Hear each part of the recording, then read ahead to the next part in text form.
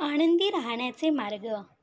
आनंद मिळवण्यासाठी लोक विविध प्रकारचे प्रयत्न करताना दिसतात, पण त्या प्रयत्नांमधून आनंद मिळेलच असं अजिबात नाही.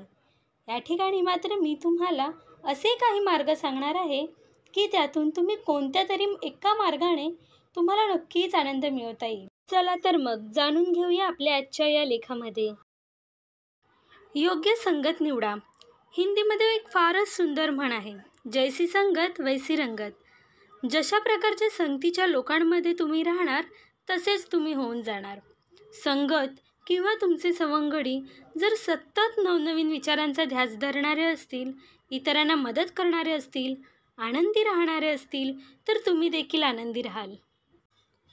नकारात्मक मनस्थिती असणाऱ्या लोकांपासून लांब राहा, कारण नकारात्मक मनस्थिती असणारे लोक दुसऱ्यांची मनस्थिती देखील बिघडवून टाकतात.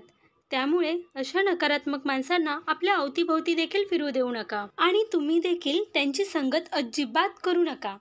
तुम्ही कधी त्यांच्यासारखे होऊन जाल हे तुम्हाला देखील कळणार नाही, त्यामुळे सावध राहा. एखादा छंद किंवा कला माणसाला जगायला शिकवते, हे सर्व मान्य आहे.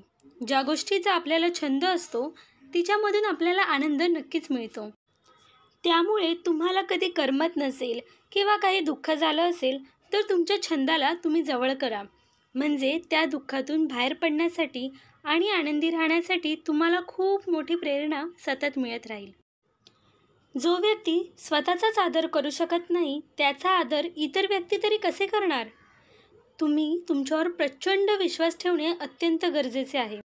कितीही कठीण परिस्थिती आली तरी देखील मी हार मानणार नाही असा स्वतःवर विश्वास ठेवा. स्वतःच्या व्यक्तिमत्वाचा आदर करा. इतरांची निंदा नालस्ती करण्यात वेळ वाया घालवू नका.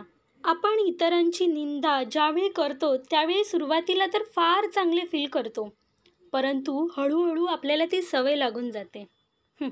आपण जे पेरतो तेच उगवते, हा निसर्गाचा नियम आहे. संत कबीरजींचा एक फारच सुंदर दोहा आहे, बोए बीज बबूल का तो आम कहासे होय. याचाच अर्थ असा की जर तुम्ही इतरांना प्रेम दिलं, आनंद दिला, तर तुम्हाला देखील प्रेम आणि आनंद मिळेलच, यात अजिबात शंका नाही. खरा आनंद देण्यात आहे.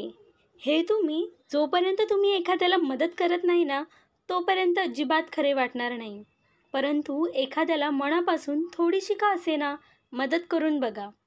ती थोडीशी मदत तुम्हाला फार मोठा आनंद देऊन जाईल, याची मी तुम्हाला खात्री देते. ह्या छोट्या छोट्या उपायांचा आपल्या नेहमीच्या जीवनात वापर करून बघायला काय हरकत आहे? त्यामुळे आपल्याला आनंद तर नक्कीच मिळणार आहे, हो ना? चला तर मग भेटूया नवीन व्हिडिओमध्ये. तुम्हाला हा व्हिडिओ कसा वाटला हे कमेंट करून नक्की कळवा. चॅनलला लाईक आणि सबस्क्राईब करायला विसरू नका. धन्यवाद.